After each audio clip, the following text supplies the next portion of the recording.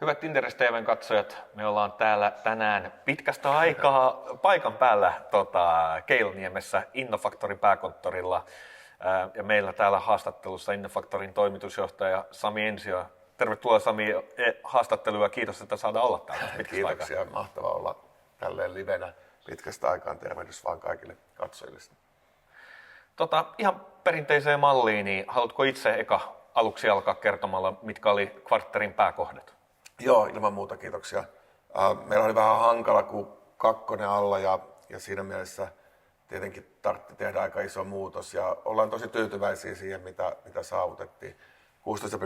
16,7 miljoonaa euroa oli liikevaihto tässä Q3 ja siinä oli kasvu 21,5%. Toki osa tuli tästä Invenco-yritysostosta, joka tehtiin tuossa kesäkuun lopussa, mutta 13,5% tai 13,4 se taisi olla, tuli kuitenkin orgaanisesti kasvua, eli siinä mielessä mahtava saavutus liikevaihdon kasvuosalta. Ja kannattavuuskin oli ihan ok-tasolla, historian paras, samoin kuin toki toi liikevaihto Q3 oli myös historian paras Q3. Käyttökate 1,8 miljoonaa euroa, 4,8% kasvu, eli siinä mielessä ihan hyvä tilanne. Tilauskanta kasvoi myös hieman edellisestä kvartterista, vaikka sinne nyt iso osa meidän uusista isoista tilauksista ei vielä pystytty kirjaamaankaan. Niin siinä mielessä on tosi tyytyväinen ja Invenco-integraatio on mennyt suunnitellusti eteenpäin niin edelleen, että ihan tyytyväinen voin olla kyllä tähän Q3. Tuo orgaaninen kasvu tosiaan oli todella hyvä ja iso loikka tuosta Q2, niin voitko vähän kertoa näistä projektihaasteista, mitä nähtiin silloin Q2, niin niitä on ainakin osin tai selvästikin saatu tehtyä tai parannettua nyt Q3. Mikä tilanne siellä on? Onko siellä vielä jotain, mitä joudutaan tekemään vai ollaanko niitä onnistuttu kaikki laskuttamaan vai jatkuuko ne vielä Q4?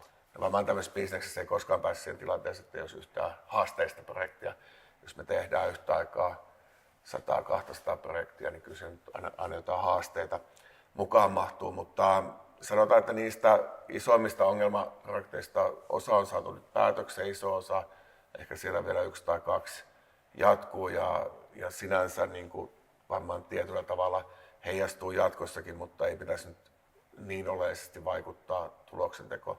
Ehkä se vielä isompi kuin tuo varsinainen projekti niin kuin haasteet, niin oli yleisesti tämä asiakastyön määrä tai laskutusasteen määrä, että se oli vaan niin kuin liian alhainen ja sitä me tuossa Q3 aikana hyvin systemaattisesti viikko viikolta pyrittiin nostamaan ja saatiinkin nostettua sitä viikko viikolta syyskuun loppuun asti. Eli päästiin tosi paljon paremmalle tasolle, missä oltiin. Et se on ehkä se suuri yksittäinen syy siihen, miten onnistuttiin. Et siitä kuuluu kiitos meidän kaikille ihmisille, jotka oli mukana tässä. Tosi iso määrä ihmisiä sitoutui tämän laskutusasteen nostamiseen ja muuta, että on siitä tosi iloinen ja kiitollinen meidän porukalle, että olivat mukana sitten tämän tuloksen ja kasvun tekemisessä. Jos vähän syvemmälle mennään tai maantieteellisesti, niin perinteisesti voitko antaa lyhyet kommentit, että missä mennään eri maiden osalta?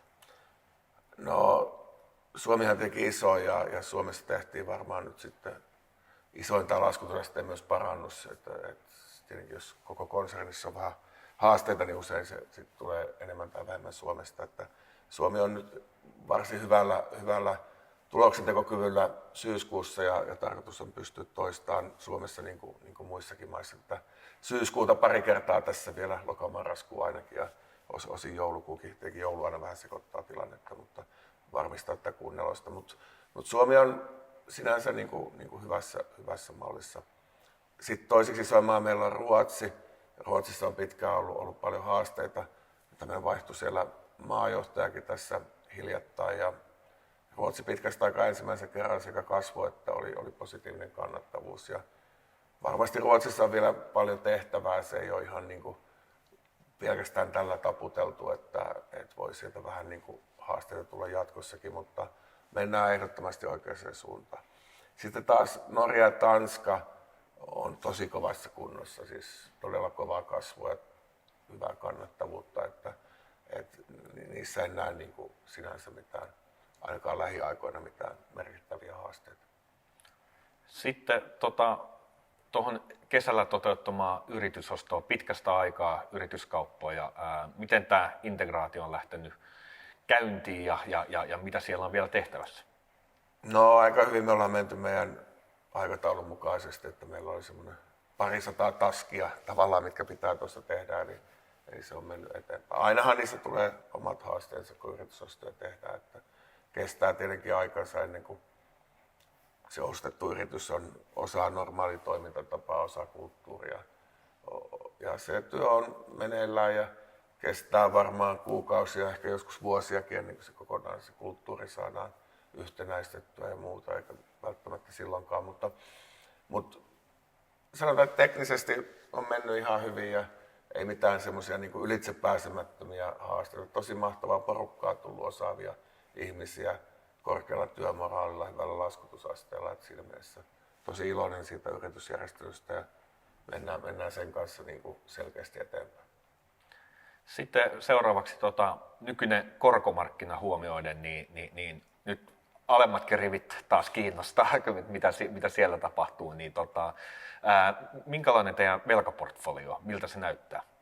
Mä olen paras henkilö puhua oikealla termeillä, mutta sanotaanko niin kuin sillä, että mä joskus olin kauhean harmista, niin kuin pankki oikeastaan suorastaan pakotti ottaa näitä korkosuojauksia.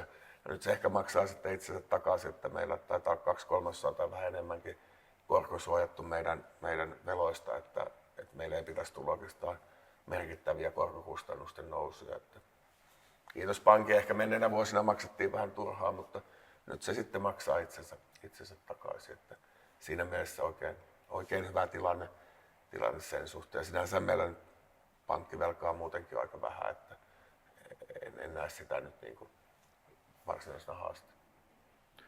Jatkokysymyksenä ehkä, niin jos miettii tätä makroympäristöä ja epävarmuutta taloudessa, niin miten tämä, oletteko te nähnyt mitään vaikutuksia IT-palvelumarkkinassa, niin kuin asiakaskysyntää, vaihtuvuus, palkkainflaatio, onko näissä mitään muutoksia näkynyt nyt? No ei mitään sinänsä radikaaleja muutoksia, että nyt meidän työehtosopimus on irtisanottu tällä IT-palvelualalla ja sitä nyt tuossa sitten uudelleen neuvotellaan. Se tietenkin sitten vähän varmaan ohjaa sitä palkkakehitystä ja nyt ei kuitenkaan ylipäänsäkään mitään valtakunnallista työehtosopimusta vielä tehty, että mikä se palkankorotustaso sitten tulee olemaan, niin jää nähtäväksi, mutta no ehkä vähän vaihtuvuus pikkusen pienentynyt ainakin sen koronan jälkeisestä huipusta, että johtuuko se sitten tästä inflaatiosta vai jostain muusta, niin vaikea sanoa. Asiakaspuolella ei ole ainakaan vielä havaittu mitään niin kuin merkittävää muutosta, että ihan luottavaisin mielin mennään eteenpäin. Meillä toki on tuo julkishallinnon osuus tosi vahva, se oli pikkusen noussutkin, että melkein puolet meidän liikevaihdosta tulee julkishallinnosta, että se tietenkin auttaa meitä sinänsä, että aika pienenä riskinä me nyt nähdään, että tässä ainakaan meidän liikevaihtoon tai liiketoimintaan ole sitten mikään taantumasti vaikutus. Hieno homma. Kiitos paljon hei Sami haastattelusta. Kiitoksia. Talle.